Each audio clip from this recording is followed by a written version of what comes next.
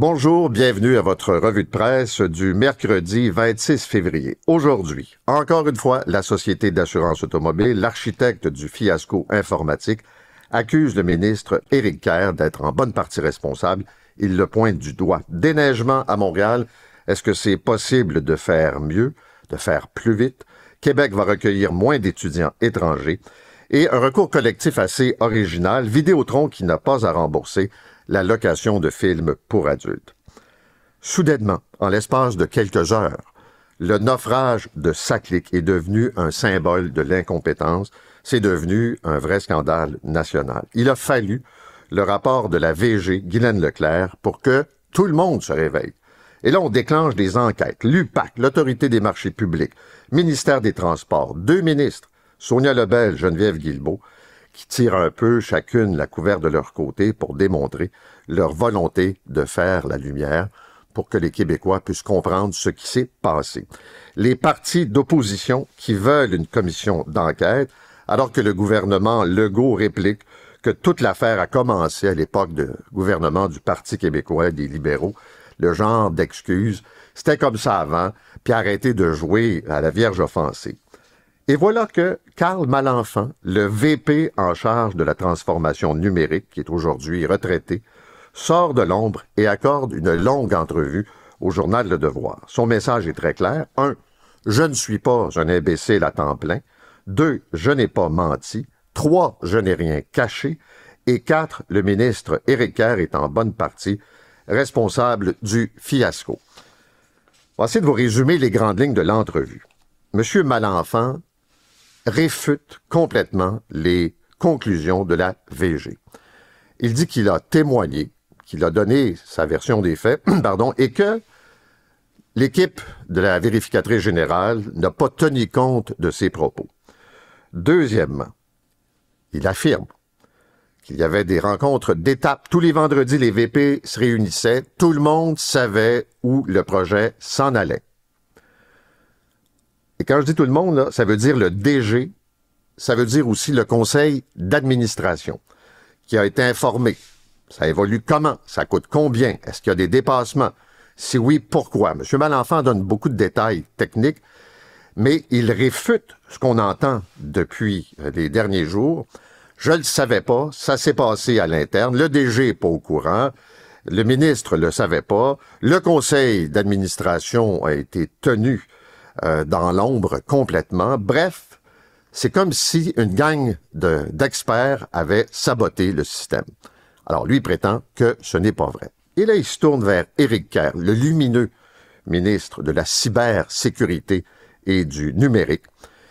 Et ce qu'il dit dans le fond, c'est que Éric Kerr et les sbires de son ministère avaient implanté un nouveau service qui devait être aussi distribué dans l'ensemble des ministères pour authentifier donc les citoyens. Ça devait d'abord être testé ailleurs, puis aboutir à la Société d'assurance automobile. Et là, M. Malenfant prétend « Nous sommes devenus le cobaye de toute l'affaire.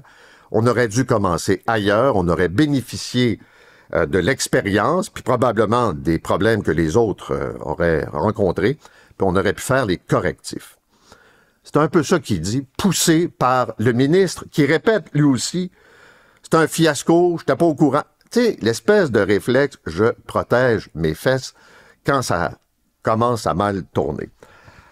Je lis ça, puis en même temps, il y a beaucoup de questions qui demeurent sans réponse. D'abord, si tout le monde le savait, pourquoi est-ce qu'on a pris ce virage si la machine n'était pas prête?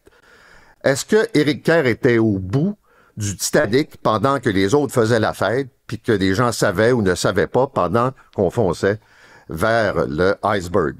L'autre question, est-ce qu'il y a eu, oui ou non, des conflits d'intérêts dans l'octroi des contrats? Mais la question la plus fondamentale, encore aujourd'hui, on est en train de faire le plus gros chantier informatique de l'histoire du Québec, c'est-à-dire en santé. Puis quand vous regardez comment ça s'est passé à la Société d'assurance auto, il est plus que légitime de se poser la question, est-ce qu'on est en train de préparer un plus gros bordel?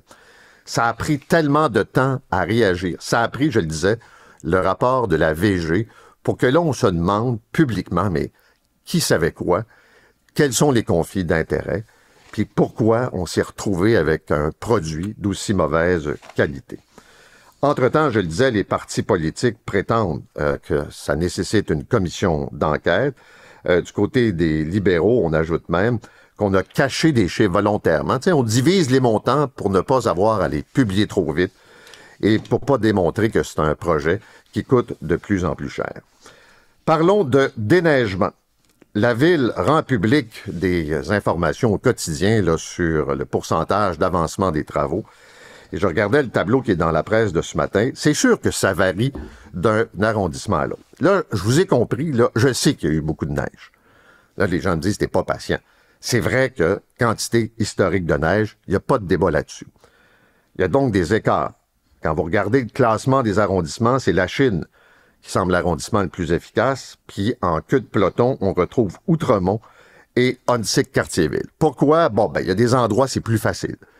Il y a des terrains, on peut tasser la neige. Il y a des parcs industriels. Si vous prenez d'autres arrondissements, les rues sont déjà étroites. Il n'y a pas de place pour la neige. Les autos qui étaient stationnés, qui compliquent les opérations. Tout ça est vrai, là. Tout ça est vrai. OK? Mais il y a des questions qui demeurent sur la table. Et Maxime Bergeron, dans sa chronique, son papier ce matin, soulève des très bonnes questions. Comment ça se fait que la rue Sainte-Catherine à Montréal, là, qui est une rue commerciale, qui est le visage de la ville, il y a encore tout un côté de rue et son trottoir qui était recouvert d'une neige brune, OK? La rue Sainte-Catherine. Comment ça se fait qu'après 10 jours, on se retrouve avec des rues qui sont difficilement praticables pour les véhicules d'urgence? Question à mérite d'être posée quand même. 3, nouvelle politique de déneigement à Montréal. Est-ce que ça donne les résultats? La Ville nous promet un post-mortem. Moi, je vais ajouter une autre question. La deuxième tempête de neige était prévue. Il n'y a personne qui est tombé en bas de sa chaise quand, dans la soirée de samedi, la nuit de dimanche, tout ça a commencé, puis que des accumulations sont venues s'ajouter à celles reçues jeudi. On le savait. Est-ce qu'on a regardé passer le train? Est-ce qu'on aurait pu être plus proactif? Puis là, je blâme pas les équipes qui se sont défoncées puis qui se défoncent encore sur le terrain, quoique avec le temps doux, là, ça commence à fondre. Mais pourquoi, et la question elle peut se poser, des arrondissements semblent mieux performer? Au-delà là, des enjeux, je dirais, d'urbanisme, il y a du monde qui travaille mieux, puis il y a du monde qui travaille quand même pas mal moins bien. Le REM, un autre élément de fierté, vous avez les deux gestionnaires responsables du REM, c'est-à-dire Alstom et Atkins Realis, qui là s'engagent, communiqué hier, à apporter dès maintenant, les correctifs pour garantir le service auquel les usagers sont en droit de s'attendre. Pourquoi maintenant? Pourquoi ça s'est pas fait avant? Remarquez que c'est mieux maintenant que trop tard, là, mais bon. Ce qu'ils disent, c'est qu'ils reconnaissent leur responsabilité sur les problèmes de fiabilité qu'on a connus dans les dernières semaines. C'est un autre échec là, depuis le mois de février. Ils disent, le système est conçu pour l'hiver, j'espère. Les équipements permettant de chauffer les aiguillages n'ont pas été suffisamment performants. Ils sont en train de faire des correctifs. Et là, ils ont eu l'éclair de génie de dire on devrait peut-être faire la même chose sur la ligne vers l'ouest de l'île de Montréal et de Montagne également. Première chose. Deuxièmement, on promet de chauffer les aiguillages qui n'ont pas été suffisamment performants pour faire fondre la neige et la glace. On est en train de faire les correctifs. Entre-temps, on offre un service gratuit à l'heure de pointe. Il y a des autobus en parallèle. Valérie Plante aimerait beaucoup que les autobus restent, même si le REM, en principe, devrait être plus efficace. Mais on sait que le REM veut garder son monopole, ça c'est assez clair. Mais donc, on devrait offrir un service de meilleure qualité prochainement. On se tourne vers les États-Unis. Les marchés sont inquiets, les marchés financiers, les marchés boursiers. Les consommateurs sont aussi pas mal nerveux. On voit que l'inflation est peut-être en vue. Il y a une inquiétude de voir une augmentation des prix, notamment à l'épicerie, puis peut-être la conséquence, une hausse des taux d'intérêt. Et Trump, dans sa télé-réalité, a eu une idée, un concept. Il veut vendre une carte en or de résidence américaine pour 5 millions. Rappelez-vous la lettre de Lucien Bouchard hier qui invitait les gens à ne pas céder à la colère, à la réaction émotive, de prendre le temps de voir exactement ce que Trump ferait comme mesure. Ça s'en vient, là, c'est mardi prochain, dans une semaine, moins d'une semaine. Et aussi de ne jamais perdre de vue qu'on a besoin des Américains, que c'est notre voisin. Les Américains ne sont pas tous comme Donald Trump et qu'on a intérêt à faire affaire avec eux. Il a ajouté que la pression viendrait de l'intérieur, des consommateurs qui, à leur tour, subiraient les contre-coups des tarifs, des politiques de Trump, des coupures dans les services gouvernementaux. Et ça commence à se traduire. Le Conference Board aux États-Unis montre un sondage où les consommateurs se disent inquiets. Ils ont l'impression que devant ce chaos, devant le bruit, devant le côté imprévisible de leur président, qu'il y aura un impact sur la facture d'épicerie, il y aura un impact pour eux. Et là, c'est un peu la boule de neige. S'il y a de l'inflation, les prix augmentent, il y aura une tendance aussi à faire grimper les taux d'intérêt et ça va devenir de plus en plus lourd pour le consommateur. Alors, ils sont inquiets. Et quand ils sont inquiets, ils peuvent mettre une certaine pression. Parce que la folie qui a marqué l'arrivée de Trump, les marchés boursiers étaient excités, Elon Musk, oups, ça commence pas mal à s'effilocher. Et ça touche aussi, on le voit là, les autres membres de l'oligarchie de M. Trump, c'est-à-dire Apple, Amazon, qui ont vu leurs titres baisser. Dans le cas d'Elon Musk, sur papier, là, puis on ne se plaindra pas, pour lui, il a perdu 100 milliards, mais c'est sur papier. Les autres ont perdu également parce qu'on se rend compte que, entre ce que M. Trump affirme, ce qu'il dit, sa capacité de défier les juges, de défier la Constitution et les lois, il continue de procéder. Et s'installe ce climat chez les Américains d'insécurité. D'ailleurs, quand on parle de l'alimentation, il y a tout le débat sur le prix des œufs. C'est devenu le symbole. Pourquoi? Parce que, bon, grippe aviaire, abattage en masse aux États-Unis sur les fermes, et on se retrouve avec une douzaine d'œufs qui, l'automne dernier, en dollars américains, coûtait 2,50 $. On est rendu à payer 8 $ facilement. OK pour la grippe aviaire, mais c'est un marché de plus en plus avec seulement quelques gros joueurs. Et puis, je lisais qu'il y a une société qui s'appelle Cal-Maine Foods qui contrôle 20% du marché des œufs. C'est énorme. Et eux ont compris la recette, c'est-à-dire de faire des acquisitions, de baisser les coûts et d'augmenter les profits. Les ventes sont passées de 523 millions de dollars en un an là, à presque 1 milliard. Le profit a augmenté de 500% durant la même période, vous vous rendez compte? Et il y a d'autres joueurs de même taille. Donc, la grippe aviaire, mais aussi moins de joueurs qui contrôlent mieux le profit, le marché. Et M. Trump, encore une fois, grand geste de télé, annonce la vente de titres de résidence, la carte en or, la carte dorée, contre 5 millions de dollars. Faisons venir des riches aux États-Unis. Je le cite, « Les gens riches arriveront aux États-Unis en achetant cette carte.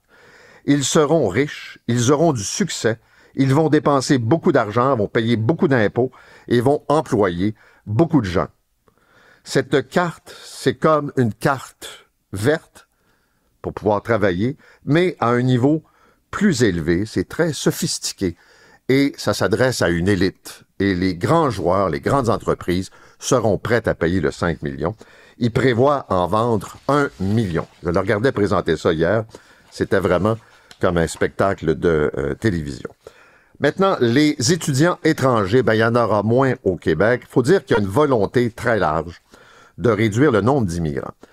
M. Legault l'a répété, c'est une pression sur le système de santé, sur les logements. On n'a pas besoin de tout ce monde-là. J'ai déjà dit que c'était une explication un peu rapide, mais malgré le discours, le nombre de personnes venant de l'étranger s'établissant au Québec est quand même assez élevé. Dans un premier temps, on a décidé de serrer la vis pour ce qui est des étudiants qui fréquentent des collèges privés, les cégeps et les universités dans une moindre mesure, mais quand même. Alors, qu'est-ce que ça veut dire concrètement? C'est que les fameux cours dans les cégeps, les attestations d'études collégiales pour certains programmes, on se demande si c'est nécessaire. La ministre Pascale Léry de l'Enseignement supérieur dit, quand vous avez des gens qui viennent ici pour suivre des cours, par exemple, pour ce qui est du secteur immobilier, pour ce qui est du design, est-ce qu'on a besoin, finalement, d'étudiants? Est-ce qu'on n'a pas déjà ici assez d'étudiants pour répondre à la demande? En d'autres termes, des programmes faciles, des programmes qui exigent pas trop, puis qui te donnent une voie d'accès plus rapide pour pouvoir t'établir rapidement, donc, au Québec. Ça, c'est la première chose. La deuxième, il y a des collèges qui ont carburé avec les étudiants venant de l'étranger. Puis là, on peut penser que ça va être pas mal plus dur dans leur cas, puis ajouter également les universités. On a besoin de ces étudiants, mais les études ont montré au Canada que beaucoup se servaient du statut étudiant pour débarquer ici, pas vraiment suivre de cours, se fondre dans la nature et espérer pouvoir s'établir de façon permanente. Je vous parle de bouffe. Il y a une étude qui a été présentée par le professeur-chercheur Jean-Claude Moubarak de l'Université de Montréal sur les cas de malbouffe, les aliments ultra transformés. Conclusion, c'est pas nouveau, c'est un bon rappel. Ces aliments-là, qui sont faits en usine, sont riches en sel, en gras et en sucre, et selon les recoupements qu'il a pu faire, sont responsables de près de 40% des maladies cardiovasculaires. Pourquoi? Parce que ça goûte bon, visiblement, pour beaucoup de gens. C'est pas cher. Ça répond à un besoin. Puis c'est pas des produits qu'on a besoin de préparer, que ça prend beaucoup de temps. Tu sais, on parle de cuisine, on a beaucoup de livres de cuisine, mais beaucoup de gens n'ont pas le temps. Bref, c'est une réponse rapide. 43% de ce que les Canadiens mangent, ça, c'est des produits comme ça de bouffe industrielle. Puis là, vous allez me dire, qu'est-ce qu'on entend par bouffe industrielle? Ben, les boissons gazeuses, tout ce qui est fait donc en usine, les plats préparés, les pizzas, les croquettes de poulet. Bon, je voyais ça dans le Journal de Montréal hier. La liste est quand même assez longue. Mais c'est un rappel, je le disais, qui est essentiel, de laisser tomber ces produits, les charcuteries, puis d'essayer de manger un peu plus sainement pour avoir moins de problèmes de santé. Parlons du marché immobilier, une étude de l'Association professionnelle des courtiers du Québec qui montre que les premiers acheteurs, les plus jeunes, sont de retour. Ils sont relativement optimistes parce que vous avez près d'un adulte sur deux qui est âgé de 18 à 34 ans qui pense, qui souhaite, qui prévoit acheter une maison dans les 5 prochaines années. Pour beaucoup d'entre eux, les problèmes sont les suivants, c'est-à-dire une mise, enfin un dépôt qui est élevé, ils n'ont peut-être pas l'argent, les taux d'intérêt sont plus bas, mais demeurent élevés, puis le prix des maisons est aussi élevé. Ce que je remarque, ce qui est intéressant, c'est qu'ils veulent être propriétaires, puis ils se tournent davantage vers des maisons déjà existantes, moins de construction neuve. Pourquoi? Parce que le prix est peut-être différent, parce que l'emplacement est meilleur, puis aussi, bon, il y a des travaux de rénovation à faire, puis on est prêt à dépenser. Il y a un intérêt pour rénover des propriétés, puis des programmes comme Céliab qui donnent un certain résultat. L'étude est plus large, mais c'est quand même intéressant de voir qu'il y a cette volonté chez les plus jeunes de devenir propriétaires, d'avoir enfin leur maison. Secteur de la santé, rapidement. Je vous parle de ce qui s'est produit dans le secteur de Salaberry-Valleyfield. 6 paramédics qui ont dû rester au chevet de 3 patients une partie de la nuit à l'urgence de l'hôpital parce qu'il y avait un manque de civières puis d'employés. Donc, les paramédics sont devenus des infirmières dans un hôpital. C'est pas la première fois. Et la conséquence de ça, ben, pendant que les paramédics sont dans l'urgence, ils sont pas sur la route. Et quand vous parlez d'un territoire comme la Montérégie, là, les employés de CETAM, ça fait beaucoup de kilométrage à faire. Et là, c'est toujours la même chose. Est-ce qu'on rajoute des ambulances? Mais ça prend après l'émission du 6. C'est jamais simple au Québec, le réseau de la santé. Sondage ce matin, Ipsos, à prendre avec des pincettes qui placent les libéraux devant les conservateurs au fédéral. Il y avait le débat en anglais hier, c'était pas tellement plus excitant. Mais donc, il y a une volonté, probablement, des Canadiens d'avoir des élections, ça le sondage le montre, là, le plus vite possible pour qu'on ait un premier ministre avec un mandat clair pour faire face à Trump. Est-ce que c'est Mike Carney qui est en avance chez les libéraux fédéraux? Est-ce que c'est Poilievre? En tout cas, on va avoir une campagne électorale un peu plus excitante que ce qu'on avait prévu. Vous lirez dans la presse ce matin des cas de fraude. Et c'est bien intéressant parce qu'il y a souvent des amendes qui sont imposées, puis on se rend compte que les gens ne payent pas. Et les chiffres qui ont été obtenus par la presse disent que quand vous regardez des fraudes de plus de 50 000 $, les amendes de plus de 50 000 $, puis que vous faites le total de ce que ça représente, c'est 875 millions. Et malgré le fait que ce sont des montants quand même substantiels, près de la moitié des contrevenants n'ont rien payé et même pas fait de travaux compensatoires. Puis il raconte l'histoire d'un gars qui se présente comme un coach professionnel de renommée internationale, un gars qui fait de l'hypnose, qui avait été condamné à payer 114 millions, puis il a fait 1500 heures de travaux communautaires seulement. Je termine avec cette histoire de recours collectif. C'est assez spécial. Donc, les utilisateurs du service de location de films pour adultes, de films érotiques, coquins, porno, bien sûr comme vous voulez, se plaignaient d'une fausse publicité voulant que tous les films loués sur Illico restent disponibles pour 24 heures. Dans les faits, la durée de location de la section torride était de 9 heures pour les films de courte durée, ce qu'on appelle les quickies, et 18 heures pour les films standards. Le message était donc erroné. Recours collectif piloté par M. Raymond Lévesque, qui lui-même dit être un peu gêné de faire ça, et que ça modifie sa stratégie, si on veut, d'écoute ou de réécoute de ces films. Et la juge dans le dossier donne raison à Vidéotron en disant, je résume là, OK, vous avez dit 24 heures, mais à plusieurs moments, c'est clairement indiqué le temps qui reste pour écouter le film en question. Les informations sont transmises aux clients. Il y a M. Lévesque n'a pas fait de plainte. Il y a 3 personnes qui ont fait des plaintes. Ça n'a pas été un enjeu. Et là, on visait 197 000 personnes potentiellement, consommateurs de films de cette nature. Puis, on exigeait une forme de remboursement. Autrement dit, Vidéotron a fait sa job, puis les gens se plaignent. Puis là, il ajoute aussi que il était un peu gêné, puis que ça limite l'expression des droits. Alors, conclusion, les quickies, ça dure 9 heures, puis les films standards, ça dure 18 heures. C'est ça que vous devez retenir quand vous faites de la location. Je vous souhaite une excellente journée. On se retrouve demain pour une autre revue de presse. Balado exclusif, grande entrevue et revue de presse. Retrouvez tout le contenu de votre animateur en tapant Espace Polarcan dans votre moteur de recherche.